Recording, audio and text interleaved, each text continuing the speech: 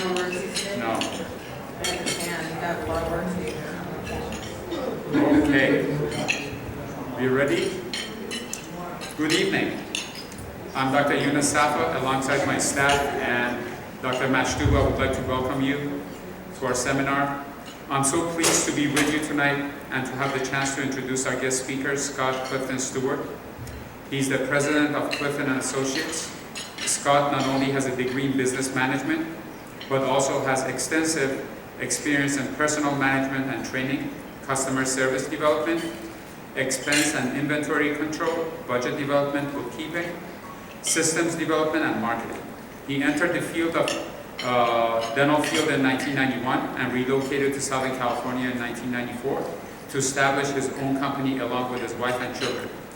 Scott has worked with hundreds of dental practices since 1991, developing business plans, coaching and training dental teams, developing leadership skills, enhancing communication skills, training teams on customer service techniques, and successfully helping practices grow to new levels of productivity and profitability. In this lecture on employee management, the following important aspects will be discussed: hiring employees, employee compensation, clarifying responsibilities and expectations, and employee communication. Without further ado, please join me in welcoming Scott Clifton Stewart.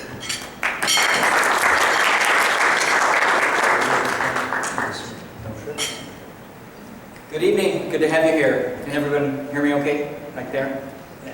It's great to be back. Employee management. How many of you do this? It's part of what you do to manage employees or co-workers or each other. My experience has been, and I'm sure that every one of you who do this would confirm, that it's not always the most fun thing to do. That's why I call it the dis-ease. There is discomfort. Because often when we manage people, there's potential confrontation. There are improvements that need to be made. Nobody's perfect. We all make mistakes, so there are corrections that need to be made or pointed out. It can be uncomfortable, especially for those that are non-confrontational. I've met a few non-confrontational people in dentistry. How many of you are non-confrontational? How many of you wake up every day looking for a fight? I got one hand going up, and you're joking. Well, let me begin by thanking Dr. Safa and Dr. Mashtub and the ladies, both of you back there, and Gabby, who's probably around the corner, still waiting for somebody else to sign in. It's good to be here. It's good to be back. I appreciate the opportunity to be here and talk with you. As Dr. Safa said, I've been in dentistry for, this is beginning my 25th year, and I told you I really didn't want to say that out loud, but I do quite a bit of speaking for various study groups. Got a couple of deals coming up. I'm going to speak for AACD next year and AGD. So I love doing this kind of stuff. It's a lot of fun, you know. I'm accredited with the state board and host my own CE units as well. And from events like this and from, you know, my own events, I give people the opportunity to evaluate their practices. I get the opportunity to go in and see what's going on in a lot of practices that I may or may not be working with. Some of them I don't work with. Some of them I'm not right for, and some of them aren't right for me. But it gives me the opportunity to see what's going on in dentistry. How many of you feel like as you work in your own practice, month after month, year after year, you get a little isolated, no pun intended, you get a little isolated and you don't really know what's going on unless you're talking to maybe your friends or colleagues or if you're a member of a study group. And so I get the opportunity to share that information. So some of that information I'm going to share tonight with you. And I hope that you'll walk away with, as I've said to most of you, at least one thing that you'll write down. There is a handout. Does everyone have a handout? Does everyone have a pen? Does everyone have a phone? Because if you get really bored, you can start texting whoever you want to text. Now, I want you to have a phone because there may be a few slides in here today that you want to take pictures of. It might be faster to take a picture. You're welcome to do that. So from the evaluations that I do and the information that I get the opportunity to coach dental teams. I've worked with a few of you in the room here, and I love doing that. It's it's a lot of fun to work with a group of people and help them grow and develop and improve, or get started, right? As the case was a few years ago. I do work with some specialists and help them with marketing their practices, primarily from a building relationship perspective. And I've been around here in Southern California, and that, by the way, is the only city that I work in, Southern California. There's enough dentists here to keep me busy for the rest of my life, quite frankly. I do a lot of practice valuations and due diligence for doctors that are buying practices, and help them with transitions as well. So, tonight we're going to talk about hiring, compensation, clarifying responsibilities and expectation, and communication. As I said, you've all got the handout. If, for some reason, I am talking too fast or flipping through slides too fast and you can't write everything down, if you'll go to my website, dentalcoaching.net, and I believe that's on the front page of the handout, if you click onto the Continuing Education tab, and then go down to the very bottom, there's a bunch of pictures on that page. You go down to the very bottom, and the words, "A Spoonful of Medicine." You click onto that, and it will open up this whole PowerPoint, so you can see it there. If you want to print it, it's rather long. That's up to you. But I just want you to know, if I talk too fast, you will have access to that. Fair enough? Yeah. All right. So, where do I find good employees? I get this question all the time. Where do I find quality employees? Under a rock? I don't know. You know, it's hard to advertise for quality employees. And how much should I pay my employees? And how come my employees aren't doing their job? Or what's the problem with so-and-so? And when are things going to stabilize? How many of you have been at some point where you feel like you just get the team that you want, and then Mary gets pregnant and goes off and doesn't come back? Or it's like a revolving door. There seems to be about one a year that's coming and going. I've worked with some teams where there's quite a bit of stability. And I've worked with some teams that it's like a revolving door of new employees. And dare I say that it's the employee's fault always. Sometimes it's about leadership and you know, what the problem is. Sometimes the problem's the doctor too. Anybody can be the problem. If you talk to my wife, sometimes I can be the problem, believe it or not. So, the price that we pay for not taking our medicine, so to speak, the price that we pay for not dealing with employee management is we experience excessive turnover. That's very expensive. We have additional stress.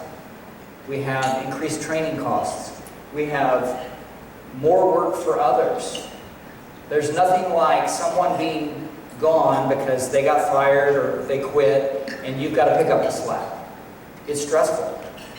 And the patients generally have a very negative perception of a revolving door of employees. They like familiar faces. Let me tell you what, if you're going to stick me with a needle, well, let me back up. You're going to give me some bad news. You're going to stick me with a needle. I'm going to smell my tooth or see whatever I see, and then I got to pay you. That's not a real exciting thing. And so to have some familiar faces that are a part of that process generally make that a little more comfortable or a little less uncomfortable for patients. So it's generally not a good thing when we have too much turnover. I think most people do understand that so-and-so retired, so-and-so moved away, husband or wife got transferred. Most patients understand that, but when it's excessive, it's generally quite negative. So it's never going to be a perfect world with respect to the employee situation. It can be good for periods of time. It's not going to always be rainbows and butterflies, but there are preventive measures that you can take. So let's talk a little bit about the first area, hiring. I've watched a lot of doctors get this thing backwards. They don't know what they want first. So backwards is, I'm going to open McDonald's and I'm going to hire a whole bunch of people up at the front desk or at the front counter to take orders. Because you know, that is America's favorite health food, McDonald's. And I'm expecting a lot of people, so I'm going to have a lot of counter clerks, right? But I've only got 1 or 2 cooks in the back. I've got a recipe for disaster, if I get busy, right? So I would suggest to you that you've got to know what you want first in your staffing model. So let's talk about a general solo practice. There are 3 jobs that exist in the front office. There's a hygiene coordinator, a financial coordinator, and an appointment coordinator. Now, I've worked in offices where one person does all 3 of those jobs. Anybody here like that? Well, you have more than one person in your front office. Diane, one person that does everything up in the front. And in a practice your size, that may be just perfect. But it's not always going to be like that, especially now that Dr. Edwards is part of the deal. Things are going to grow, and one person can't keep up. I've worked with people that are exceptionally good. One person that can do the work of 2. Dare I say, you're probably one of them. You're probably another one of them. I've also worked with people that do the work of about 1/4 of a person. Any of you ever worked with a person like that? So the number of people that you need in your front office is really dependent upon the size of your practice, the volume, the number of active patients, the caliber of the individual or people that work up there. But I would tell you that a practice that has 1,500 to 2,000 active patients, that's seeing, 7, 8 hygiene patients a day, 5 to 10 restorative patients a day, that's probably going to get you to the point where you need at least 2, maybe 3. Again, it depends on how much the phone's ringing, how many patients are coming and going. Much of it also depends on the level of service that you want to provide to your patients. This talk that I'm going to be giving next year at AACD is about preserving private practice in America. And I would propose to you that service and quality and skills will be what differentiates private practice from the DSOs of the world. I'm not being critical of those, but it's a volume model. It's very different. And there's a segment of our population that will always follow a lower price. There's nothing wrong with that. But there's a segment of our population that will go where the quality and the service is. How many of you would like to shop at Nordstrom? Nobody. I got one. You can raise your hand high. It's okay. Yeah, there we go. I would like to. And the service is great there, isn't it? Yes. And we pay a little bit more if we shop there. Now, I could go to the rack. I've tested this too, by the way. Can't find a lot of help there. You get a better price. But if I'm in a rush and I want help, and I'm willing to pay a little bit more for it, I would tell you that people will pay for that in dentistry as well. And dentistry is nothing like medicine. So being right-sized in the front is extremely important because patients don't judge their experience in your practice based on the crown margins that you do, doctors. By the way, one more time, how many doctors? Let me see my doctors. 1, 2, 3, 4. Any at this table? 5. Okay. They don't know the quality of your dentistry. They know how they're treated by people. They know about whether the money was communicated properly or things were explained properly as far as what they need. In the back, one dentist with 2 dental assistants. I would tell you that my experience has been about 50 to 60% of the doctors that I've worked with prefer 2 assistants over 1. By show of hands, how many of you would prefer 2 assistants over 1? Okay, half the room. So there's nothing wrong with that. Might not be in the budget,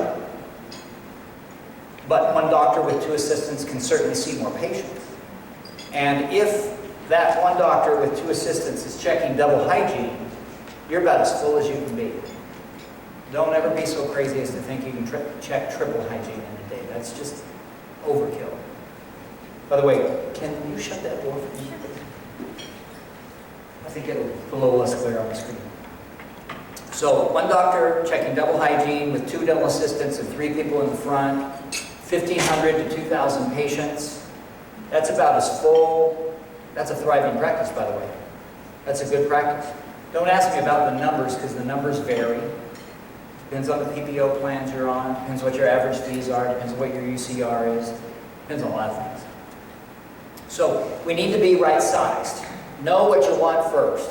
Know what the model is that is going to fit your practice. And also understand that you don't see up there anything that says part-time. I'm not completely opposed to part-time people when they fit what you need. But my experience is that if we have 2 part-time employees instead of a full-time employee, again, I was a part-time employee when I was in college, and I was very committed to what I did. And there are people out there that are part-time that are extremely committed. But there are more people, in my experience, that are part-time that are more committed to something else. Whether that's another job, or being a mom, or whatever the case may be. And most of you, doctors, managers, you want people that are extremely committed to your practice. Otherwise, it affects things. So be careful about part-time. Again, I'm not saying it doesn't work, I'm just saying be careful. What skill set are we looking for in the employees that we hire? Are you looking for technical skills, or are you looking for clinical skills? Are you looking for employees that have certification or license? Are you looking for a DA, an RDA, an RDAAF? What level of certification are you looking for? We'll talk a little bit about the compensation a little bit later on, but different levels of licensing and certification command different pay grades. Are you looking for people that have social skills? Let me tell you, that's probably one of the most important components of employees in dentistry, are social skills. People that are personable. Patients are scared, they're nervous. And it's very helpful to have someone that's very pleasant and talkative and friendly. And believe me, I think, I was telling about my daughter. I shouldn't say this on camera, but my daughter, I think she's going to be Nurse Ratched one of these days. She's a tough little girl. She's going. But that's not the kind of nurse I want. That's not the kind of dental assistant I want. That's not the kind of hygienist I want. And I've met a lot of doctors who don't have as strong of social skills, personable skills, communication skills.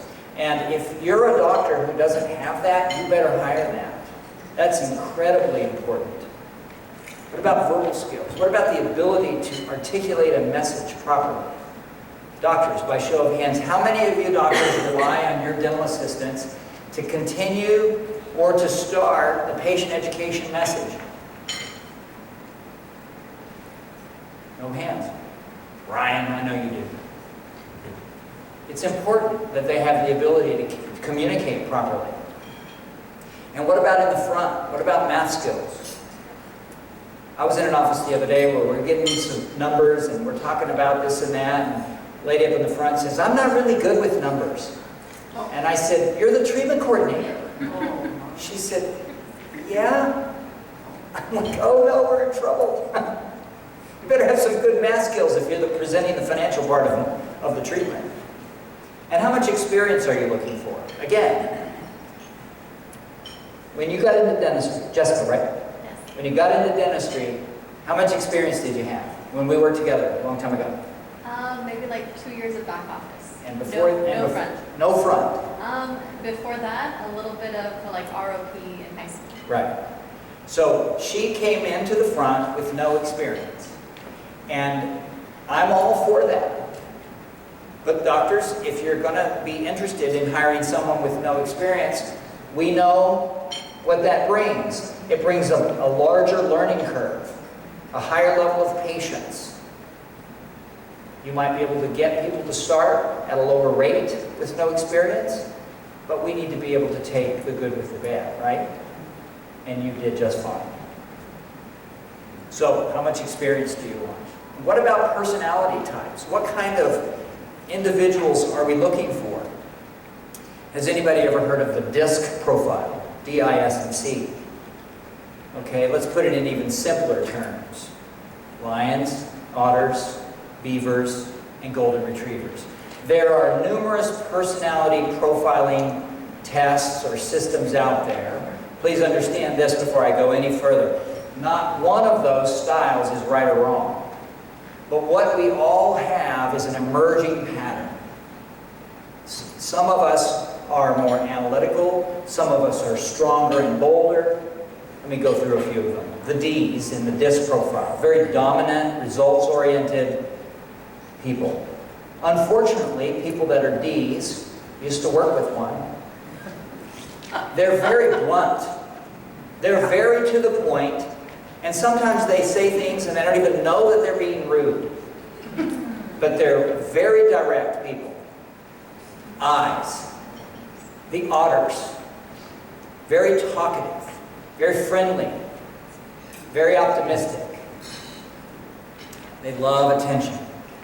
They love accolades for when they do things that are right. The S's, the Golden Retrievers. Very sincere, very calm people. They can't be rushed. My youngest son, he's a Golden Retriever. Honesty is high on their list. Integrity is high on their list. But when I give my son, the Golden Retriever monotasker, more than 2 things to do, the 3rd, 4th, and 5th aren't even heard. Now, I'm the lion. I'm a multitasker. I'm up here talking to you, and I'm doing something else. You don't even know it. Don't ask me what that is. But Golden Retrievers, they can't be rushed. This isn't right or wrong. It's just how people are. The Beavers, they're very accurate. They're very detail-oriented. They don't like to be wrong. Many doctors fall into this category. I want a beaver working on my teeth. I want somebody who's extremely attentive to details. I don't want an otter who's going to be carrying on too much conversation with his dental assistant or her dental assistant doing my crown prep, or worse yet, an onlay prep, talking. I want the guy focused on my mouth. No talk. But then again, that is a lion saying that, right? So, my experience has been that there are more S's and C's in dentistry. Now, based on that very short description that I just gave you, how many of you in the room would say that you're lions? Okay? And how many of you would say that you're otters? Very playful, talkative. How many of you are beavers? How many of you aren't going to raise your hand no matter what I say? How many of you are golden retrievers? So I'm talking to a doctor one time, and he says, all my employees are the same. And he sends me this picture. And you know, the reality is, they were all golden retrievers. And they're up there, and they work, and they're playful, and they talk, and they talk, and they talk, and they talk, and nothing gets done. You know, good people, honest, loyal, dependable. Now try putting that in your ad for a new employee. Have you ever noticed that whenever you place an ad, everybody that responds is, oh, that's me. I'm honest. I'm loyal. Even though I say I'm honest, I'm lying right now to you. Never told a lie.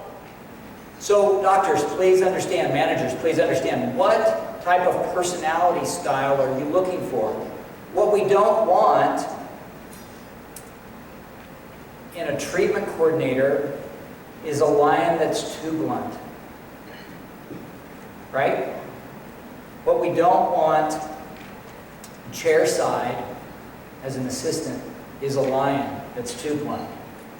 By the way, are you seeing the pattern here? Lions don't fit in too well into dentistry, but I'll tell you what, I'll tell you where I want the lion. I want the lion on the phone with the insurance companies. That's where I want my lion. So you better have some lion in you if that's part of your job. All right, where to place an ad? Craigslist is still the most popular. Let me say this about ad placement. I've listened to this for years. Scott, that doesn't work. I've placed and refreshed and refreshed and refreshed, and I'm not finding anybody. Here's what you got to understand. Whether you're placing your ad on Craigslist, which by the way is still the cheapest, or you want to go up a few notches and spend $125, $150, several $100, you can go to any one of these sites as well. I can't tell you that any of them are going to get any better results because you're paying more money or because they're dental oriented, as some of them are. But I will say this. Did you have a question? No. Oh, you can take a picture. I will tell you this. The biggest part of finding the right person, we're hoping that while you're looking and that person that you want is also looking, we're hoping those intersect and you get lucky and find someone. Because what happens is that the person that you're looking for is not looking when you're looking. Or they're looking when you're not looking. So those two lines aren't going to intersect. It's not necessarily about whether you placed your ad in the right place. And if you're having a hard time, put them in multiple places. It's not like the old days where you'd spend $500 on LA Times ad when we did them in the newspaper. Anybody remember that? Anybody remember newspapers? Anybody heard of the newspaper? So, it's not necessarily that Craigslist doesn't work or any place doesn't work. It's about whether the stars and the moon are aligned. It's all about timing. It really is about timing more than it is anything. So be patient. I know how frustrating it can be when you're searching for someone, especially when you're short-staffed. And let me say this. Please don't hire out of desperation. That can be very expensive. All right, what are we going to put in our ad? We want to put the name of the city. There are a lot of ads. I mean, put your ad in Craigslist, and if you don't put the name of the city that you're practicing, you may have people from over the next hill responding to your ad. And the minute you say where you practice, when you take the time to talk to them, you both discover you're wasting your time. So we're going to talk about filtering in a moment. Place your ad with the city. And I'll be happy to take that. Place the position. I'm not really into hygiene coordinator or treatment coordinator. If you're looking for a higher level of experience, then you may want to put that. But sometimes front office, because you and I both know that when you work at the front, you probably have your hands in just about everything up in the front. Excuse me. Is it a full-time job or is it a part-time job? Give a limited description of the responsibilities. What are the necessary skills and experience that you are wanting? And then send your resume to. Please do not waste your time putting your phone number in an ad. Because the phone's going to ring, and if the person that you're looking to hire is going to be replacing the one that doesn't know they're going to get fired, you got a problem. That doesn't happen too often. But really, it's a waste of time to put the phone, because you want to be in charge of whether you make that phone call or not. So let's talk about how we would do that. The filtering process. Send resume to abcdental.com. So resumes are coming in, and the first thing you're going to do is you're going to filter based on what you read. Is there employment instability? Do we have a job hopper? If somebody's had, I don't know, you tell me, but in my opinion, in 2 years, if somebody's had more than 1 or 2 jobs, that's already getting a little risky right there. And if they've had 3 or 4 jobs, delete. How far do they live? We're in Santa Clarita. How far is too far? Is Northridge too far? Is Beverly Hills too far? Once you go over that hill, probably too far. Is Palmdale too far? You know, again, know how far too far is for you, and you can generally see the city. Not everybody does this, but many people will put their address and their city on their resume. So how far are they going to be commuting? And you know, it's really interesting. You know, people will make the commute for an interview, and they've driven an hour, and oh, this is no problem. I worked with an office in Chatsworth, and the lady moved to Monrovia, and it takes her 50 minutes in no traffic. And she says, oh, it's not going to be a problem, not at all. She got married, that's why she moved. I was shocked at how fast she got pregnant. Distance will become a problem. None of us love LA traffic. What about the experience level? Filter based on that as well. Again, I'm amazed at the number of people that will respond to an ad that says 3 years minimum dental experience, and they've got none or 1. Delete. What about the quality of their resume? What's that look like? Is it poorly written? Are there misspelled words? I received a description of a lecture that I'm going to be giving in the future with a doctor. And his description of his lecture was fraught with typos and fragmented sentences. And I couldn't believe what I was reading. You don't want a resume like that, that's for sure. So filter, filter, filter. If they make the cut on the resume, then you're going to pick up the phone and you're going to have a short telephone conversation. What's their grammar like? What's their voice like? What's their personality like? Just want to make sure you guys can hear me. Do they listen well? Are they a person that has to dominate the conversation? Do they articulate their thoughts well? Do they breathe in between sentences? Are they mousy? Are they too verbose? Do they sound like they smoke 4 packs a day? Again, nothing against smokers, but we are in the healthcare field. So filter based on that. I'm going to tell you what, I think in 5 or 10 minutes you can make a pretty good decision about whether you want to bring that person in for a personal interview or not.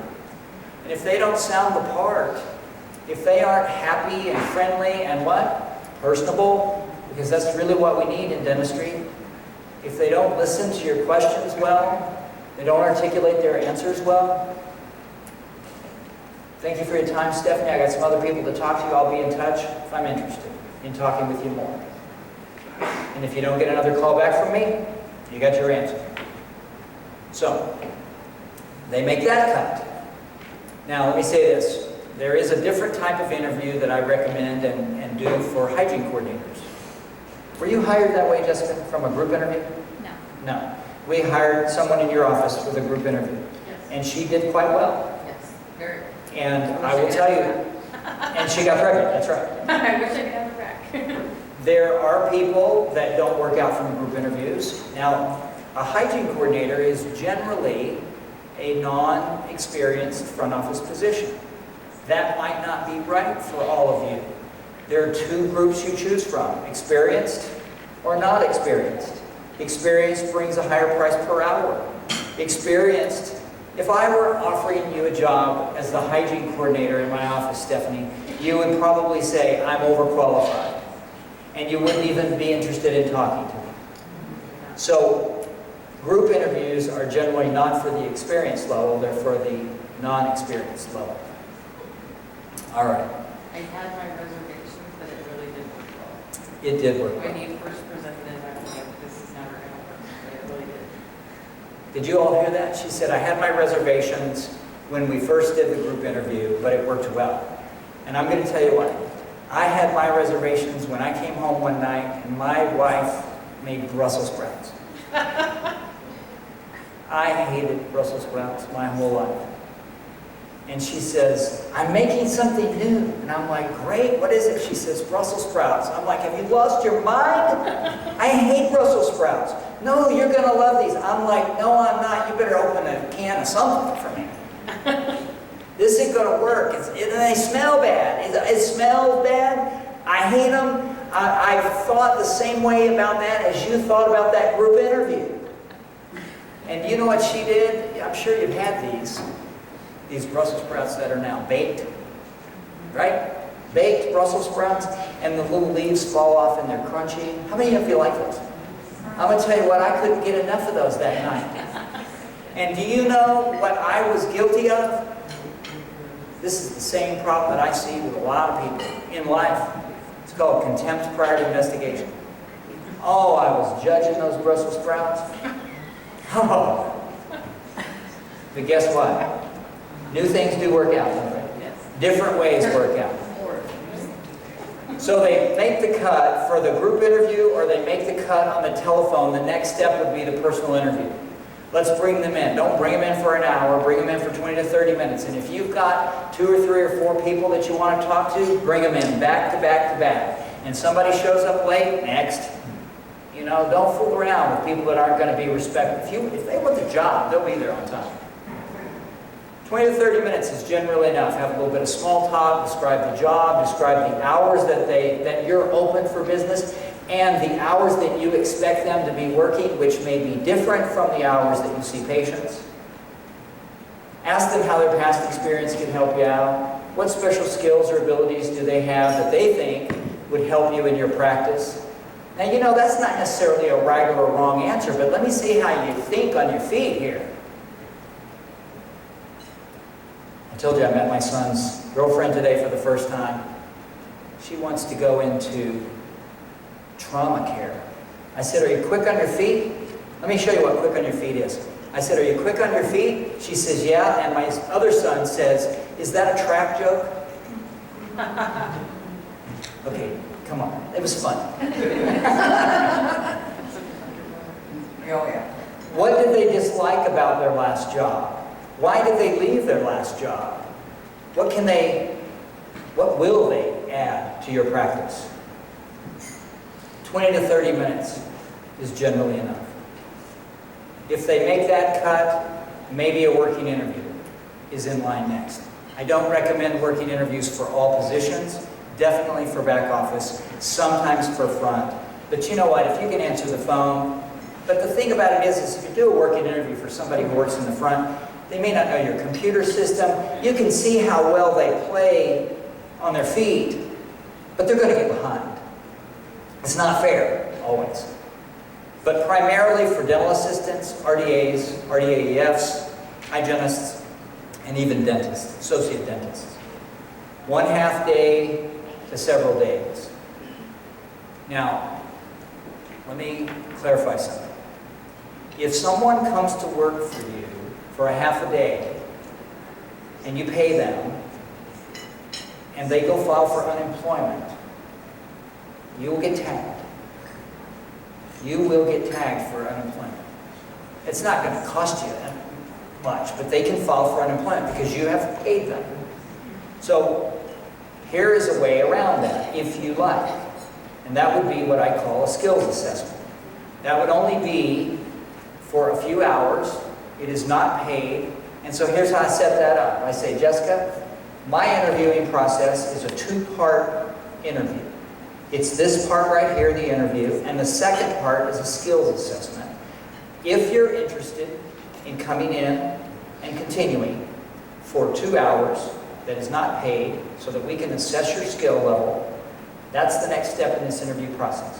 If you don't want to do that at no charge, at no rate of pay, you don't have to. If she wants the job, she's going to do it, right? If she doesn't want the job that bad because she didn't like the interview, then she'll say thank you, but no thank you. So it is voluntary. So was the interview, right? So that's another way around it. But don't do it for 1/2 day, only a few hours. And again, I think if it were me, my recommendation would be that you pay someone for a working interview. And, you know, that doesn't mean that they're definitely going to go file for unemployment against you. They could, but it doesn't mean they're going to. All right. And finally, if they make the working interview step through filtration, the next and final step is do your homework. Check references. Please, check references. I cannot overemphasize what I'm about to tell you. Check references. Do background checks. Now that costs you money. I'm not telling you have to do that, but if I'm going to hire Stephanie to be my treatment coordinator and she's going to be processing insurance and handling money and she's going to be closer to the money than I am, I'm probably going to do a background check. And I've worked with doctors who have done background checks and they're like, oh my gosh, I just avoided a disaster. So consider that. Go onto the social sites and see what you see about people. It is appalling what people put on Facebook, Twitter, Instagram. Just start looking for them. Google them. What does your instincts tell you about this individual? So I go home and I say to myself, I'm going to hire Stephanie. How do I sleep at night with that decision? I don't know about you guys, but when I can't sleep at night, something's on my mind. Often. It's not always the bad dinner. So sleep on these decisions before you let it out of your mouth. Tell your better half, I think I'm going to hire Stephanie, and see how you sleep. Google it. And last but not least, the most powerful, pray it up. I'm not joking. That's powerful stuff. With this, you got a better shot at hiring a pretty decent employee. All right, employment classifications. There are people that are new. They are in their introductory period. Some people are temporary, and they're never going to be hired. So, lady goes out on maternity leave. Someone else comes in to fill in as a temporary. That is not a regular, full-time or part-time job. That is not regular employment. That is temporary employment. But people that are new aren't regular yet. They have to go through their, again, somebody that's new and in their introductory phase, they can work for you for a month and you let them go or they quit. Somebody like that can still fall for unemployment. Not if they quit. But then they become regular, full-time, or part-time. And then the fourth classification is former employees. These definitions should be in your policy manual. The introductory period is that initial period of time that precedes regular full-time or part-time employment. And this period of time is for orientation and training. And generally it's about 3 months, and sometimes if the employee isn't doing so well, you have the prerogative of extending that. Again, as far as employment law is concerned, they work for you. But California is an at-will state. You can let someone go or they can leave. So the introductory period can be extended at your discretion should you not feel like you're ready to call that person a regular employee, full-time or part-time. And as far as titles go, well, in the front we have hygiene coordinator, appointment coordinator, financial coordinator, treatment coordinator. We have DAs, RDAs, RDAFs. I know you know these, but if you're into giving someone a title, we develop their job description first and we put their name and their title and hours last. The title in a dental office is not as big a deal, especially most of the offices that I work with that are 5 to 7 employees. All right, the second category. Now get your pins out. This is the fun part. Compensation. What are we going to pay these people? Doctors, how many of you know your salary percentage? I'm not asking you to say it out loud, but how many of you know that? How many of you look at that number? It's very important. For those of you who have front office and hygiene and assistants, about 23 to 28%. That's just gross wages. Benefits are another 4 to 5%. And that's not because you offer all these benefits. It's because most of the dollars spent in the benefits category is matching taxes. Matching taxes. How many of you who are employees know that for every dollar that you pay in Social Security or Medicare, your employer has to match, dollar for dollar? How many of you did not know that? Some of you did not know that. It's okay that you didn't know, but the reality is that when those programs were started many years ago, they were designed to be a benefits program. Some of us are wondering whether those programs are going to be around when we get to be that age. Some of you in this room are wondering whether it will. Some of you are hoping you get there and beat the clock. But if you're lucky enough to draw Social Security, you better go to your doctor's grave and say, thank you for all those dollars that you matched. You'd like that, wouldn't you, doctors? It won't happen. Current fair market value. Let's talk about what fair market value is for various employees. Please understand that the numbers that I'm about to share with you are for Southern California. Excuse me. They are not, excuse me, they are not for Santa Clarita. They are from Santa Barbara, to Palmdale, to Long Beach, to Orange County, and everywhere in between. And you've got to understand that certain pockets, certain geographic neighborhoods command higher and lower wages. And I'm giving you a range. So, I just want to clarify that. Hygiene coordinators. A starting hygiene coordinator with no experience is about $12 to $15 an hour. As the years go by, obviously that changes. An appointment or a financial coordinator, 3 to 5 years of experience, 15, 16 bucks an hour. 5 to 10 years of experience, $17 to $19 an hour. More than 10 years of experience, $20 to $26 an hour. Now, some of you in the room are saying, I deserve a raise based on how long I've had my job.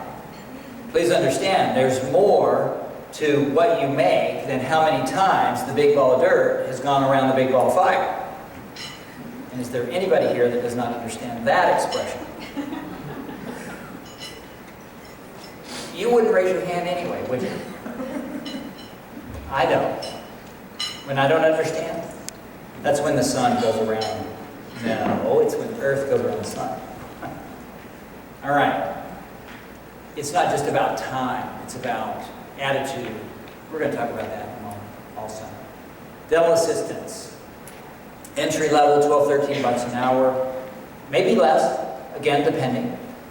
2 to 5 years of experience, 14, 15 bucks an hour. More than 5 years of experience, $16, $17 an hour. RDAs. 2 to 5 years, 17, 18 bucks an hour. More than 5 years, $19 to $25 an hour. Again, sometimes employers get creative, and instead of giving you the raise, they'll give you a benefit that's a little more tax deductible for them and saves you taxes as well. Sometimes people get creative like that. One must look at the entire employment package. And if you think that you make $19 an hour only, you better sit down and add up all the rest of it. Holiday pay, vacation pay, sick pay, whatever else you get. Maybe you get parking, maybe you get a couple sets of uniforms every decade or more. RDAEF, 2 to 5 years, $24 to $26 an hour. Over 5 years, $27 to $30 an hour. The concern that I have with those that go and get their RDAEF is that many times doctors will hire them but not utilize those skills. So doctors, if you're going to hire someone at that has a higher level of certification, and you're going to pay more for them, don't waste their talent and don't waste your money, because that is a shame. If you're not going to let your dental assistant make temps, then you might as well hire a DA. All right. Hygienist averages 50 bucks an hour. Before the recession, we got up to 55 to 60 bucks an hour, but when the recession came, suddenly that went down and the hygiene pool blossomed. It used to be really hard. Anybody remember it used to be really hard to find hygienists? And it's not near as hard today. Associate doctors, $500 to $600 a day minimum, or 25 to 35% of production, whichever is greater. And there's several ways that creative compensation formulas can be created for associate doctors, but this is a general guideline of what associates are making today. All right. The next part of compensation is how much of a raise do I give an employee? I'm going to reference an evaluation form in a few minutes, and I would tell you that if an employee is having their performance review and they are below average, and they work for me, they wouldn't be getting a raise because they're below average. If someone is average, by the way, typical maximum raises, average, in dentistry are very similar to other industries, 5–6% a year. It's pretty common. Now, I've worked in offices where I've seen dentists give 10 and 12 and 15% raises. And it's like, you're going to do that every year, you're going to have pretty high salary percentage later on if you're not careful. But if you look at this, if someone's average and I'm a pretty decent fellow, I'm going to give her 1 or 2%. If she's above average, I'll give her 3 or 4%. If she's excellent, I'll give her 5 or 6%. And if that isn't good enough, but more doesn't fit into the budget, please understand, don't get yourself in a pickle by being held hostage to someone who is going to be paid more than average, and then the raises are bigger and bigger every year. Next thing you know, you wake up and you're at 35% salary percentage, and you're thinking, what do I do about this? I'll tell you something even harder, taking it away. So be careful. You have a very delicate balancing act. Having good employees and taking care of them and managing a P&L, a profit and loss statement. That's a very tricky part of being a business owner, as those of you who pay those bills understand. Sometimes it's tricky in your own homes. What benefits do most employees get? Most benefits these days are given to full-time employees. We've watched a downsizing of benefits in corporate America that has filtered on down into dentistry as well. Benefits are not as common with part-time employees. That's not to say they're not existent, because there are some that do. But generally, this is what I find most common for full-time dental employees. Vacation is common. And on average, what I see the most of is 1 week after 1 year and 2 weeks after 2 years, and that's more often than not where it stops. I have worked in offices and evaluated offices. I think the most I ever saw was 2 months of vacation. That's ridiculous. The problem with being so generous is that when Diane goes on vacation, who's running the front? Right. And now it's like, you can't go on vacation. But you told me I was going to get 2 weeks of paid vacation. Yeah, but you can't take it ever. This is what's common. Again, if some of you get more than this, that's wonderful. That's not bad. But I'm just telling you what's common. Paid holidays. By the way, let me come back here. The clock starts on day 1 for the vacation clock. It doesn't start after the introductory period is over with. The clock of vacation starts with the first day of employment. And usually, paid holidays are immediately given. And it's the major 6 right here that I have listed. If you're giving more holiday pay than this, you're being generous. And again, I'm not saying that's right or wrong. I'm just telling you what common is. A lot of times people want to know what other people would do. Paid holidays. Let me say this about paid holidays. I believe in paying a holiday if it falls on a workday. I don't believe in paying a holiday if it doesn't fall on a workday. And if you look at this, New Year's Day rotates, so you get that 5 out of 7 years, right? Memorial Day, now if you take Mondays off, too bad. But you get that every year. July 4th rotates, you get that 5 out of 7, unless it's a 4-day work week that you work, you get it 4 out of 7. Labor Day is always on a Monday, Thanksgiving is always on a Thursday, and Christmas rotates as well. So you got New Year's, July 4th, and Christmas that rotate. So it's really not that huge of a hit to one's benefit plan. But if this isn't spelled out in advance, we got a problem. So the doctor that you worked for, let's just say that you got those paid holidays every year, all of them. There's nothing about it falling on a workday.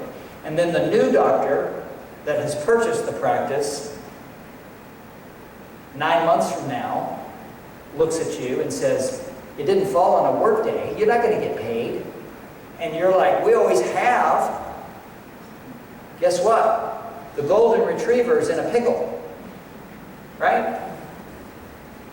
Where's that supposed to be spelled out? Doctor, where would that be spelled out? Office manual. You have one, right? Yeah. See how convincing he said that? A couple of pages. It's up there somewhere. Yeah, we'll talk about it. Sick or well-timed, By the way, sick time is no longer optional. 1 hour per 30 hours worked, 3 days max. State law. 2 to 4 is pretty common. I would call it sick/well pay. I'm not going to incentivize you to be sick. If you are not, if I don't pay it to you, unless you're sick, you're going to be sick. I thought, Scott, it was 3 days minimum. Minimum, I'm sorry. Thank Did I you. say maximum? I meant to say minimum. Thank you. I apologize. I was like, what? Yes, minimum. So I call it sick/well paid. I would rather you get those 3 days paid at the end of the year as an add-on, because if I do that, then I don't have to worry about being short-staffed, right? And then it's not fair to you because your coworker is not there. No, you're reading it right. Everybody understand that, right? That's kind of a big deal. So you need to change your slide. Does it say maximum? It says 2 to 4 days. 2 would not be enough. So No, that's the average. 2 to 4 is the average per year. But 3 is the law. Right. 3 is the law. This is what I've seen. But now that the law has changed as of 6 months ago or a year ago. Right. That's what I was telling you. So you just Thank you. had to change your slides since the law just changed. Dental treatment is pretty common in dentistry. Usually after about 90 days, most doctors will pay for their time, but the employee pays for the lab cost, and that's for them. For their immediate family only, they're treated much like a professional discount. They might get 25 to 50% off, but that does not include your third cousin who lives in Virginia when he or she comes to town. Define immediate family. Those that live in the household. In the household. In the household. Now, some of you might be a little bit more generous with that. That's okay. Nothing wrong with that. Health insurance.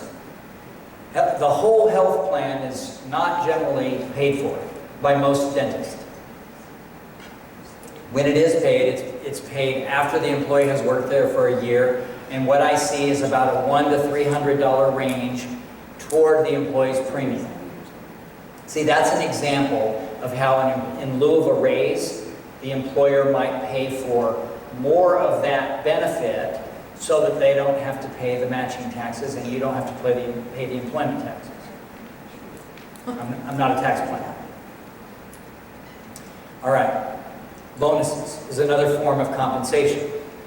Please understand what a bonus is. A bonus is a reward that is earned for obtaining a consistent result that is brought on by additional effort. Some people just think that it's what they're entitled to. That to me is not what a bonus is. A bonus is given to a group of people when the attitude is right. If the attitude is poor, if there's grumbling among the troops, if everybody's moaning and complaining about hired these consultants and it makes us call patients, we have to smile, have to go to the morning huddle meeting, this sucks. That's not exactly the attitude that warrants a bonus. And doctors, you reserve the right to take that bonus away. By the way, do you know which benefits are required by law? Anybody? Sick only. Everything else is optional. And the rate of pay, minimum wage. So you reserve the right to take the bonus away. You reserve the right to change the bonus. And most of all, the business needs to be able to afford the bonus. Don't get yourselves in a trap by paying out a bonus and you're taking it out of your own pocket, doctors. If a bonus system is not set up the right way and communicated properly, you could get yourself into this situation. I remember 10 years ago helping a doctor. He bought a practice. We went through a transition. He thought that it was going to be the money that would motivate the employees more. I'm like, that ain't going to work. Oh yeah, they'll work hard for them. Okay, whatever. And he sets up this bonus system. I finished working with him after a year and a half. I come back about 5 years later, we do a little refresher program, didn't really talk about the bonus. Do that, and come back about 4 years later and do another refresher program, and he says, you know, this bonus thing is just really killing me, it's costing me. I'm like, well, what's the break-even number? And let's look at your overhead. And he hadn't changed anything for 10 years. He's still paying at the same break-even point that he was 10 years ago. Do you think the rent changed? Think the price of compression material went up? Think the wages went up? Think that everything went up? So he wasn't rolling with the times, and you gotta modify. It's got to be set up the right way. You've got to communicate all of this in advance before you set something up. And I set up a bonus system. I say, Jessica, you got to understand this is a very perishable thing. It's going to change. It could go away. But if we're doing well, there's something for you. Gravy. It's gravy. That's right. Did you say gravy? Okay. So know your break-even number first. Evaluate your profit and loss statement every 90 days. And if you decide that you're going to buy another room of equipment or you're going to remodel your office, amortize those large expenses over a period of time that is reasonable, depending on what that is, would determine what reasonable is. If you spent $20,000 on a new chair and a new unit in a room that was unequipped, $20,000, reasonable would be 12 to 18 months. Amortize, raise the break-even number so that you are recouping that revenue. Because if you took it out on a loan, you got to pay the monthly payment. All right. After we break even, we share a portion of that overage with our employees. A portion. I'm sorry, ladies and gentlemen, not all of it, just a portion. I know you want it all. Who doesn't? Who doesn't, right? This lady's motivated by money. Where does this overage go? Well, I can tell you right now, about 20% is going to go to lab and supply, right? You do more dentistry, you have a higher lab bill. You do more dentistry, you use more dental supplies. The doctor deserves some, the employees deserve some, Uncle Sam gets some, and some needs to go back into the business. Don't deplete the bank account. We've got to practice prudent money management. Not everybody can do that. All right. Evaluate your bonus system periodically so that you know where you stand, and it might need to be changed. There's no question about it. There's a lot of ways you can set up a bonus system. You could have tiered bonus systems for reaching certain levels of, you ready? Collections. You don't take production to the bank. You take collections to the bank. You could give your employees a percentage, 15, 20, 25% of the overage. You can have a departmental goal system. I could have a bonus pool that is contributed by the hygiene department meeting their goals, so a certain dollar amount goes in the pool. The back office with the assistants, they do their thing and a certain dollar amount. Collections, production, hygiene percent filled. There are dollar amounts that go into the pool and that's divvied up. That would be an example of a departmental goal system. You can consider giving a portion of their portion because they reached individual goals. I've worked with people that have said, Scott, this just isn't fair. You know, Cindy's back there and she's doing her thing and she sits on her butt half the time and I'm up here doing my thing and I made this bonus happen and she doesn't deserve it. I agree. She doesn't. But if you want to set it up differently, maybe the employees get half because we got there, and the other half is based on individual merit. And now I've got something to talk to you about, Cindy. You're still making it to work late. You're still moaning and groaning and have a bad attitude. You're still poking patients with sharp instruments. Those things need to improve or you're going to lose half your bonus. So this can't, by the way, doctors, I know some of you are thinking, I don't want to manage all that. I know. I know how you feel. But it can also create a situation where Cindy gets a monthly mini review, which for an employee who needs to make improvement might not be such a bad thing. Also worked with a doctor one time who would put the bonus in a sealed envelope and he would hand it out to people, and the rule was this: Jessica, if you tell anybody what's in this envelope, you'll never get another envelope. It's a very private, confidential thing. You bring it up. If she finds out what you're getting, you'll never see it again. So, mom's the word. It's elective. It's a bonus. It's not paid. It's extra. All right. Let's talk about clarifying responsibilities and expectations. This is a sore subject for many employees that I've worked with who are unclear. Anybody ever felt that way? Unclear about what's expected of you? Or worse yet, unclear about what you're supposed to be doing?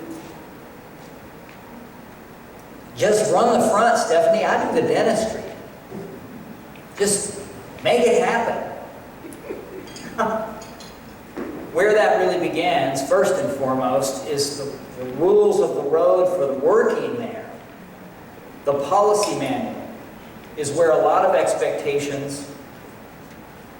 Now, I'm about to start getting to the handout pages, so I'm almost there. For those of you who don't have a policy manual, you can buy one or you can start one from scratch. If you start one from scratch, it starts with a binder that has no pages in it. And you slowly and methodically start writing these policies. By the way, let me tell you, I've done this. I wrote my policy manual for my business, and I probably spent about 30 hours doing it. It's a rather exhaustive process. My recommendation would be buy one and modify it. Whether it's Bent Erickson or ADA or the Levin Group, I don't sell a policy manual because that's a business in and of itself. So you buy one, you get it in electronic form, and you make the modifications that suit your practice. You'll still spend a fair amount of time customizing it. It must be customized or it's not your policy manual. It's Dr. So-and-so's manual or Dr. Levin's manual. And that might not even be applicable in this state. So if you'll turn to that page, there is a listing of policy manual topics that I believe are very important. Now that is not an all-inclusive list of all topics because that wouldn't fit on the one page. That's why you buy a book and you get more than you want. But these are some of the topics that I have listed here for you because I have seen real sticky situations that pop up when many of these matters are not addressed. There are, again, other sticky topics. Let's say, for example, sexual harassment. That's a big deal. I don't even know if that's on there or not. But there are things that those on that list, I believe, very strongly, you need to touch on those. Some of those, the policy might be a paragraph, and some of them, they might be pages long. But if you don't address these touchier subjects way early on, before the employee becomes an employee, this might be you. Because Stephanie does not take kindly to not getting paid on Friday after Thanksgiving because she always works on Friday. Hypothetically speaking. How many of you are open on Friday? And how many of you are open on the Thursday that usually precedes Friday?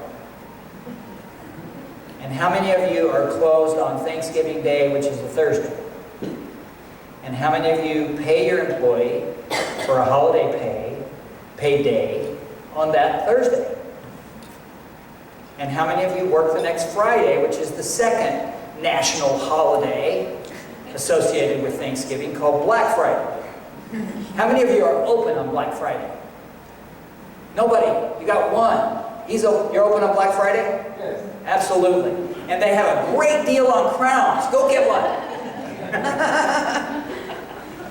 But here's the thing. If it doesn't say in your policy manual, then she's like, okay, but doctor, you're closing on Black Friday. I work on Friday, and now I'm going to get short a day of pay. What's the golden retriever doctor going to do? If that's not spelled out, we have confrontation. It might not be so mild or might not be so drastic. Depends on what kind of employee you got, right? If I'm having that conversation with Stephanie, no, you're not getting paid and I'm running. this is an example of something, if it's not spelled out in advance, we got a little bit of a sticky situation. And I don't know about you guys, but if we can spell it out in advance and avoid that awkwardness, that's probably the best choice of words. It's awkward. And for those of you who are employees that normally work on Fridays, do you feel like you just got the short end of the stick because you got an extra day off unpaid? Did that affect your bank account? Possibly. You might have been budgeting for that money. So let's just be careful. Pardon me? Money is not the only payment. Money is not, but not everybody knows that. That's a secret. All right, have your employees sign off that they have read and received a copy of the manual. Please. I know you've got to print 6 copies of 125 pages. It's just paper. I had a doctor say to me, I don't want to waste that much tree. I'm like, then give them an electronic copy. Let's be done with it. I don't want them to have it. Ooh, what does that say? What are you hiding? Yeah. Right? So again, this can reduce the awkwardness. The next part of clarifying responsibilities and expectations comes in the form of a job description. What is a job description? Well, here's how I begin. When I work with my clients, I have what I call a skeleton of a job description for hygiene coordinator, financial coordinator, appointment coordinator, assistants, and hygienists. It's just a skeleton that is rather, it includes a lot of things. It's rather inclusive.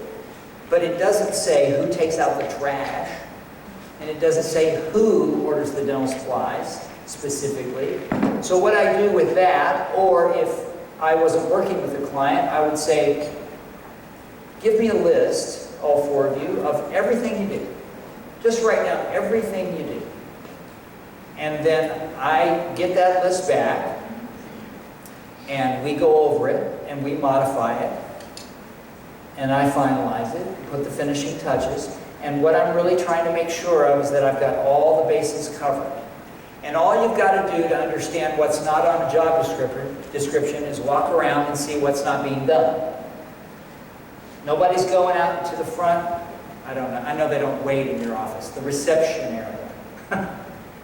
And nobody's dusty. There's an accumulation of dust. That is obviously something that's missing from somebody's job description, or the janitorial services falling down on the job. So I make sure all the bases are covered, I review them, I finalize them, and then I've got a list that's all inclusive of all the things and by the way, that can be a project, I understand. But if you don't know what you're supposed to do, is that fair to you? Because if she doesn't know what she's supposed to do, and we go in for the 90-day or the 365-day review, and I say, Jessica, you're falling down on the job, and you're not doing this, and you're not doing that, and she's over here going, I didn't know I was supposed to dust. You never told me that. You're giving me an average performance review because I don't dust, and I don't do this, and I don't do that, but you never told me that. Expectations. It's only fair. And as the employer, you deserve to get what you're paying for. But you can't get what you're paying for if that's not properly communicated. And by the way, if we don't properly communicate expectations, what happens? What builds? Resentment, frustration. That's not fair to any relationship, personal or business. Then we put their name, their title, the hours that they work, the rate of pay, and we have a customized job description. A little bit of a project, but let me say this, when it comes time to do the performance review, if I don't have the job description clearly defined, now I'm going to be backed into one of those awkward moments. All right. Another aspect of clarifying responsibilities and expectations is monitoring the measurable responsibilities in a job. I don't know if I gave you this page, but when I work with my clients, we measure numerous aspects. I know I didn't put this in the handout, I'm sorry. I know I didn't. But we monitor certain aspects of every job. There are things that can be measured. You can't measure every aspect of every job. But there are some very key numbers that are very important. And I know for those of you who are thinking about the practice, yes, collections, very measurable, accounts receivable, very obvious, right?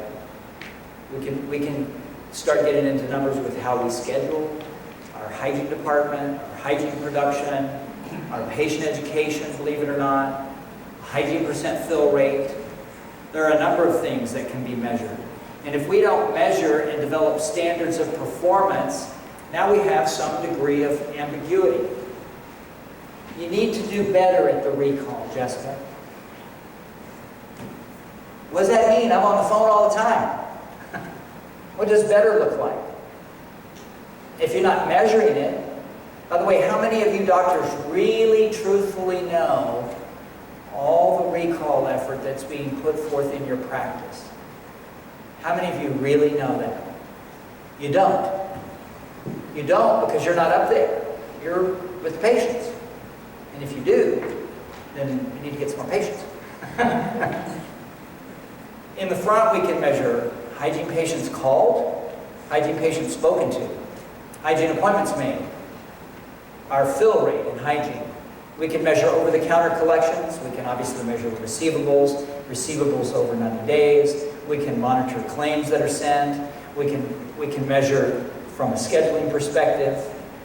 We can talk about properly confirmed appointments, especially with the technology we have today when a patient confirms automatically and it's there. It doesn't mean they're going to show up. I know that. That's another story. We can measure whether treatment is being followed up on, treatment that's uncompleted. In the back, we can monitor tray setups and room setups and dental supply inventories. We can monitor whether we're staying within budget on that. Do the back office employees properly participate in patient education? Do they take pictures? I evaluated a practice a couple of weeks ago. I love firsts. This was a first. 150 employees. What? 68 chairs. All out of network, no HMO. It's a machine. A machine. And not one photograph is taken by anyone except doctors. Now, what do you think would happen in that practice if, for those of you who know me and have worked together, what do you think is going to happen in that practice if dental assistants and hygienists start taking photographs? They're going to be. And so, doctor's question to me, the guy that says that owns the practice, he says, so how are you going to help me?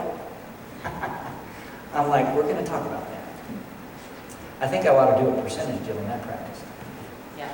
By the way, that practice does $10 million a year. I'd take that bet. Wouldn't you? What do you doctors, you say? 12 doctors.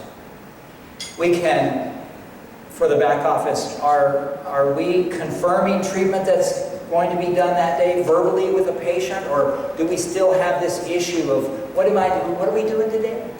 When the doctor walks in, the patient ought to know what's being done. That's frustrating, right? Are we taking x-rays when x-rays are due? Are you actively involved in looking for concerns or problems and having that discussion with patients before your doctor comes in? To save time, to pre-educate, to be involved. These things can be monitored. There can be standards of performance. And for the people that I've worked with that do these things well, not only do they deserve high performance ratings, but they deserve bonuses. If what's right? The attitude. Thank you. Clarifying expectations and responsibilities continues with definitive systems. This one I added before I printed. So this is one that's not on the website. You might want to take your camera out for this one. I'm going to tell you, hear me out. Clear responsibilities and expectations are communicated at 3 levels: the policy manual, the job description, and the systems.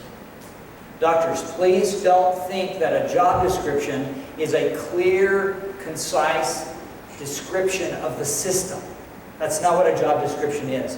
It says you're responsible for the recall system. And then the system explains the recall system.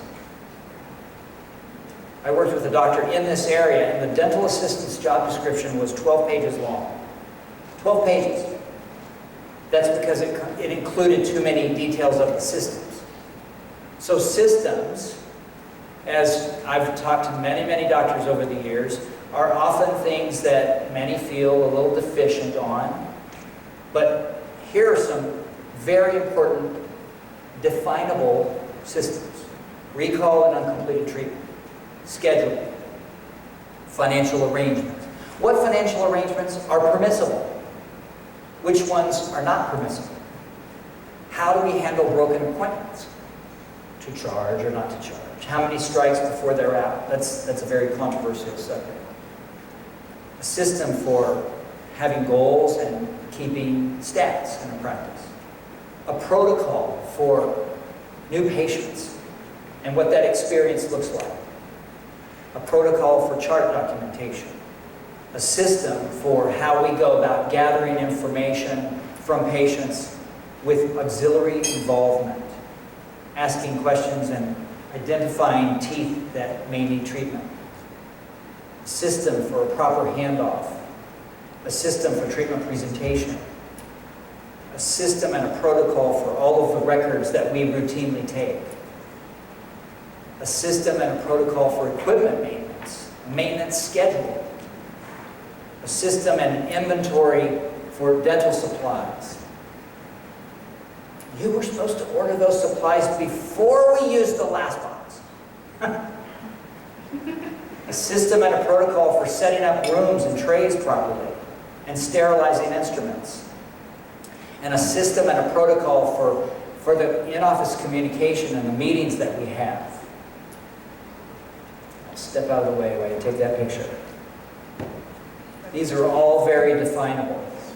If you've got a policy manual that spells out the rules of working there, and you've got job descriptions that clearly communicate responsibilities and expectations, and if you're measuring certain standards of performance, and you've got defined systems, you are well on your way to a far better working relationship with team members, employees. And the fourth category is communication. This is probably one of the most challenging things that we do as human beings. How many of you are married? How many of you don't want to be married anymore? By the way, I got to tell you something. I went to the Orange County SWAT meet last weekend, and I learned something there that I have never known. I found out at the Orange County SWAT meet what the #1 cause of divorce is. You guys want to know what that is? Marriage. I saw it on a t-shirt. I never knew. Communication can be very challenging. Many of you who are managers or owners of your practice may feel as ill-equipped on managing employees as many of us were when we had our first child. When I bought my home, I got an owner's manual. When I bought my iPhone, I got an owner's manual. It was electronic, but I got one. When I bought my car, I got one. When I bought just about everything I've ever purchased that is of significant value, I got an owner's manual of some form or another. But when Devereaux came home on June 28, 1994, there was no owner's manual. And I willingly embraced this new responsibility, as many of you have as well. And we learned what we needed to learn. I didn't know about feeding kids, how to do it. And why is it yellow? And I've changed this kid 6 times today. And I found myself in these hopeless moments where this kid is crying. And I had to learn more about what the cause of that was. And there were times that I found myself not even thinking about how other situations could be problematic.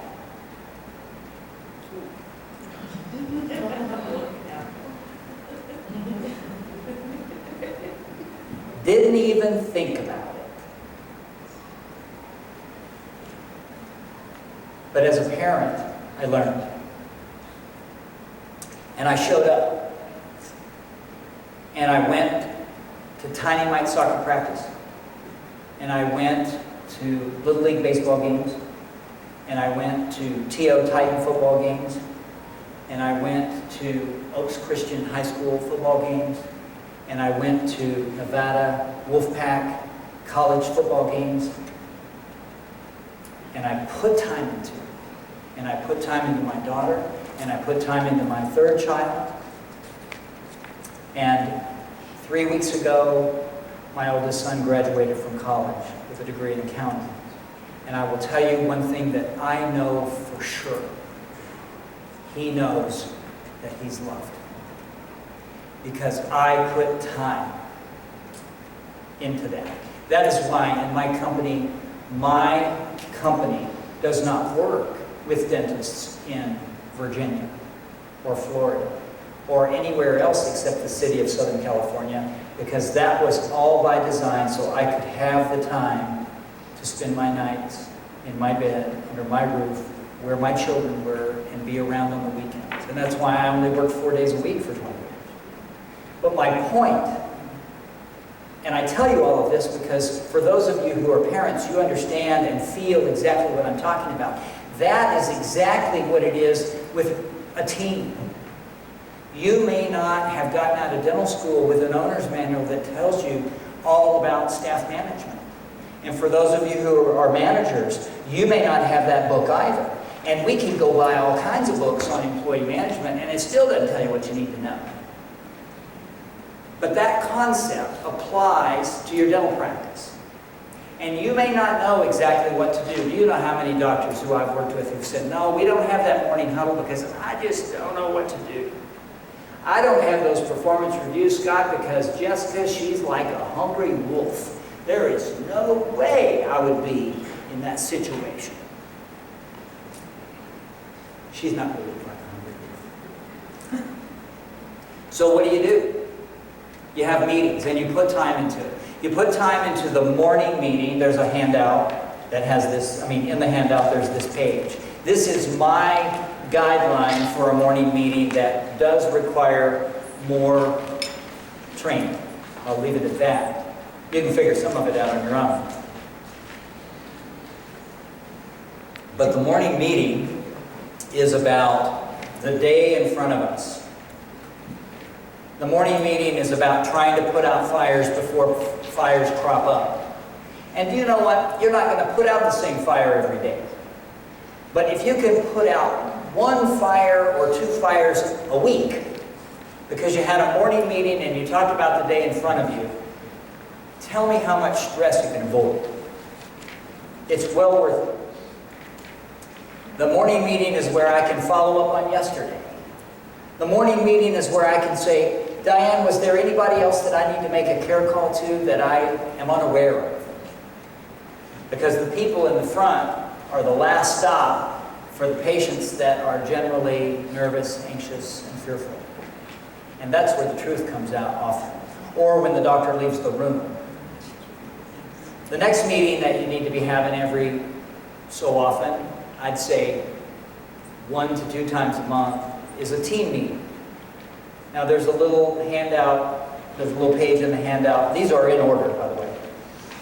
Don't worry about the page numbers. Those are out of my book. But there's a little meeting plan. And if you don't know what to do at a meeting, here's you a very simple outline. You like that 4 quadrants? Kind of ties in with dentistry, right? Sure. I planned that. Let's talk about our goals. Let's talk about our numbers. The meeting planner that I've given you there is the equivalent of a blank piece of paper that goes up, and before we have the next meeting, it goes up in the lab or wherever a common place is, and people can write down the things that they want to talk about. There's nothing more aggravating than being the dentist and somebody wants to come talk to you. Now you get to your practice. How many people work there now? 10, 12, 13, 15? 9. 9. Can you imagine the practice has 150 employees and it's like doctor all day long? And there's a time and a place for communication. But you know what, doctors? If you don't set up meetings and people don't know that you're going to have meetings, that's a recipe for being interrupted all the time. And if you know you're having a meeting and the norm is go to the meeting planner and write down, are we going to get paid for Black Friday? Instead of coming to me in the middle of my implant surgery going, doctor, let me slip you this note so I can be a little non-confrontational, and it says, do we get paid for Black Friday? And then he reads it, and I see him clenching his jaw, and his instrument slips a little bit.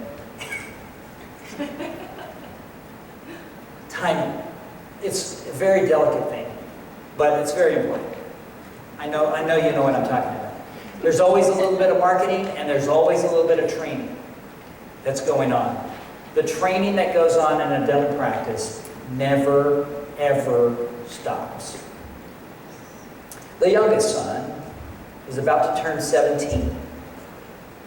And do you know that I still have to say, take the trash out, please? Oh, I have one of those too. Because when I stop saying that, he doesn't think he's supposed to do it anymore. And so we stopped talking about the recall. Jessica's become very masterful at that in her day. We graduated. She was very masterful at that recall system. But the day that we stopped reviewing it, something strange happened. Metaphorically speaking. You mean I was still supposed to be doing that? It's amazing what all of us can forget. Any hygienists in the room? Okay, you know this story though. How many times do we have to give the same adult oral hygiene instructions? Oh my gosh. I'm still supposed to be doing that? The training process is like painting the Golden Gate Bridge. You go all the way to one end and you come back and you review the systems. I don't care how well they're working for you, you review them. Because as time goes on, certain things need to be tweaked and changed. Just like we were talking about.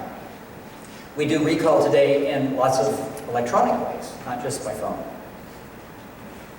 Performance reviews. There is a performance evaluation form in your handout. My recommendation on this is that several weeks before the evaluation is due, give the performance evaluation form to the employee. And I say to you, why don't you fill this out on yourself, rate yourself, and give that back to me within 1 week. And you set the date of the performance review, and you have 1 week, doctor, to look at their perception of themselves while you fill out your own. That's not to say that she's right or wrong, but I will tell you this. I'm sorry, what's your name? Lynn. Lynn? So Lynn thinks that she's a 5. And I think that she's a 2.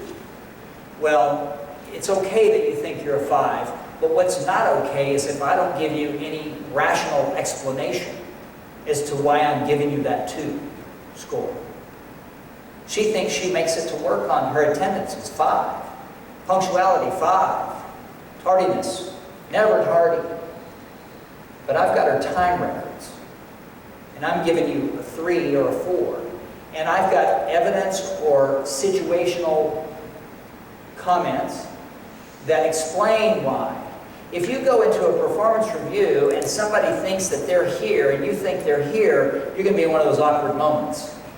That deserves clear communication. If you want to reduce the dis-ease of management, open up the lines of communication and create more transparency and honesty. Not rudeness like the lion, not such bluntness that the lion might project, but careful, well thought out comments to give true constructive feedback. As human beings, we all deserve that. Especially the people that you pay. If you want those relationships to be long-lasting. And you want mutual respect to develop. Those are qualities that you can't run an ad for. Mutual respect, loyalty, honesty. You want those things. But we have to put time and effort and energy into doing things that cultivate those kinds of relationships.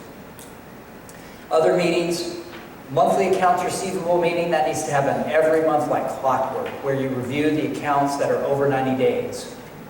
So that you're in the know, doctor, about who Diane is about to turn over to collections. So that Diane knows that it's okay to turn the second cousin over to collections. Or not.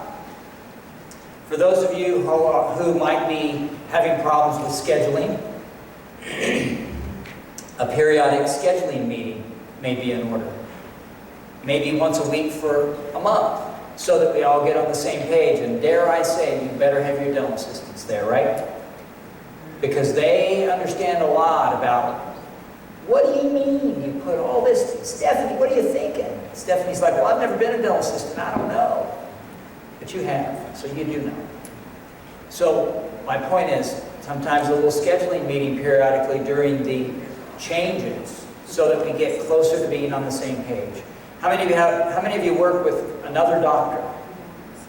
Multiple doctors in your practice. It's very important to have meetings with your doctors so that you're on the same page about lots of stuff. Management issues, procedures, you could go on. And continuing education. For those of you who have a license or a certificate of some kind, RDA, RDH, DBS, you're required by the state board to maintain a certain number of CE units. That is solely your responsibility. That is not your employer's responsibility to pay for those things. That's not your employer's responsibility to make you go do that. If you do not update and maintain your license, that's your problem. You'll pay the price for that. But what about the front? What about the continuing education that is beyond what they teach you at dental assisting school or hygiene school? What about all of this stuff that goes on in the business of dentistry that has everything to do with high quality, high service, teamwork, communication, business systems? What about all of that? Where does all that continuing education come from?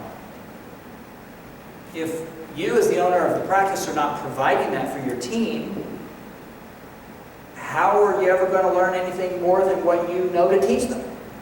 Or what they know from their own experience? I've met some people. Now, Stephanie, I'm going to put you on the spot. How long have you been in dentistry? 35 years. 35 years. Now, she's not one of these people. But I've met people like Stephanie that have been in dentistry for 35 years or 30 years, and what they really have is 2 years of experience times 15. And they're doing the same stuff today. They don't learn. Why aren't they learning? Is it your responsibility to seek out the CE classes and for you to come back and go, doctor, it's time for us to change? I would tell you that starts at the top.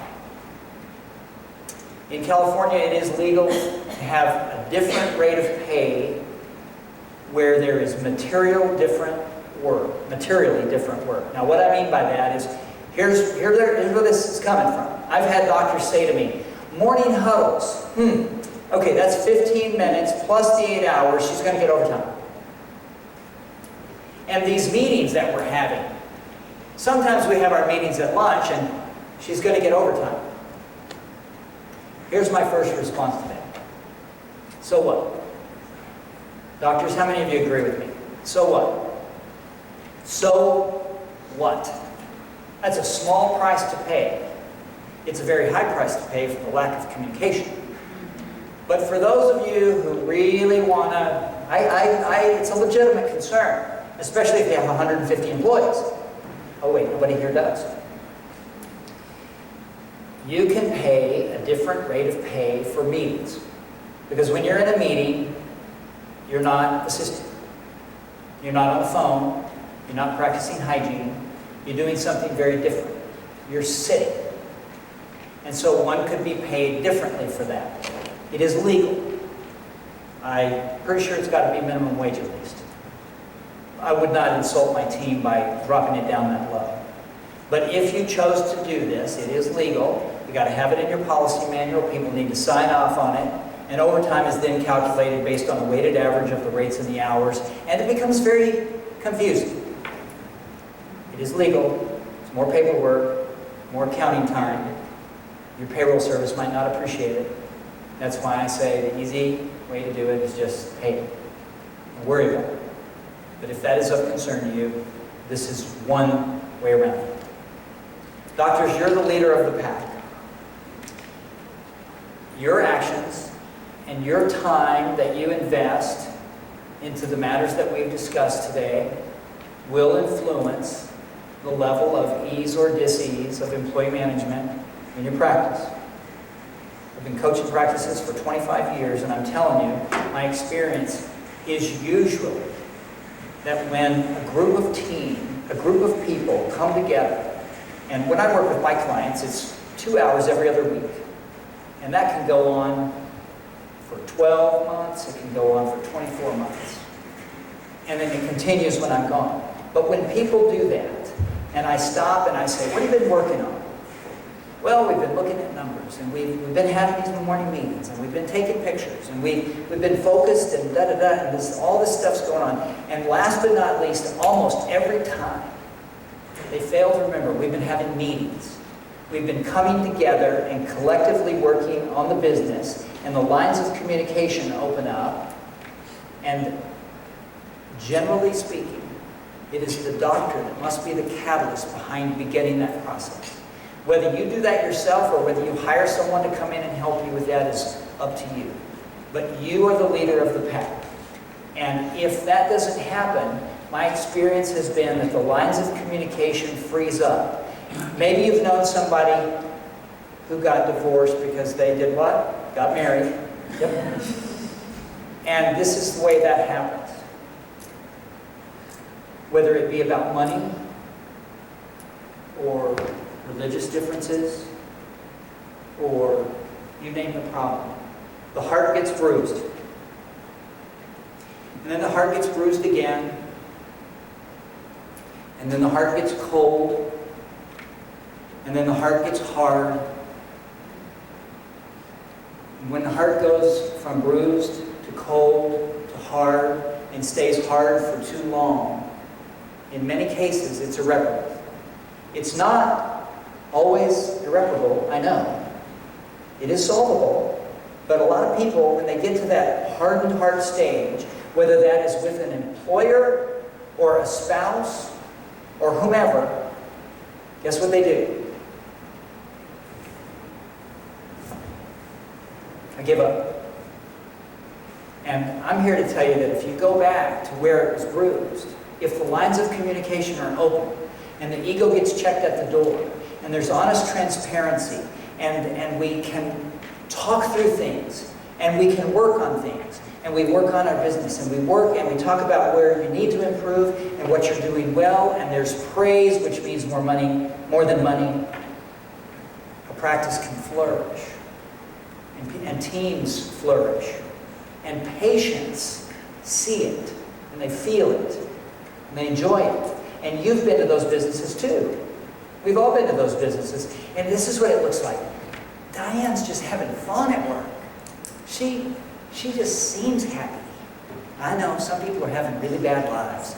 And if you've got those people in your practice, oops. Dr. T micromanages the crud out of his employees. When I worked with Dr. T 3 years ago, in the 1 year that we worked together, he experienced 80% turnover. 80%. And I got to do exit interviews on many of those people that were leaving that practice. I made it a point for this slide right here. And the point was so that I could share with you that the employee's perception of Dr. T was that he's demanding, he's abrasive, he's controlling, he has too many forms, too many checklists, too many rules, and Scott, he's just never satisfied. And it's a shame because that costs Dr. T and his wife, Dr. T too, They're great dentists. They're wonderful people. But they're holding the bar of soap so tight that it can't do its job properly. While Dr. B, on the other hand, in 5 years when I got this information, there was no turnover. And as I talked to the employees, the comments were very different. You know, Scott, he's willing to talk through any differences or any kind of conflict. He really listens well. He's a reasonable guy. He just doesn't really sweat the small stuff. He doesn't sweat the small stuff, and he doesn't pet the sweaty stuff. He's genuinely a kind, compassionate guy, and he routinely tells us how much he appreciates us. That means more than money. That gets you further than money. That gets more than money gets. So, what happens when these issues are planned for and dealt with? You save money. You lower turnover. You have clearer communication, fewer misunderstandings, lower stress at work, a stronger, healthier team, higher patient satisfaction. They didn't teach you all this stuff in dental school. Some of this we learned through life lessons. On the last page, I'll wrap up with this. There's an evaluation form. I need you to all tear it off your paper, your handout. Very last page. You're going to give this back to me, if you would, please. Please take a moment and fill it out. I really appreciate your feedback. That's how I continue to grow. I'm going to give you just a moment to fill out the top part, and I'll explain the bottom. I have a question. Yes, sir. While I was working today, I had a patient.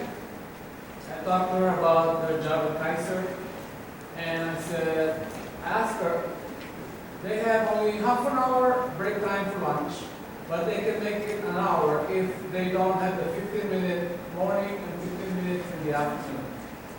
What is the labor law for us? Labor law is that you get 10 minutes per 4 hours and 30 minutes per 5 or more.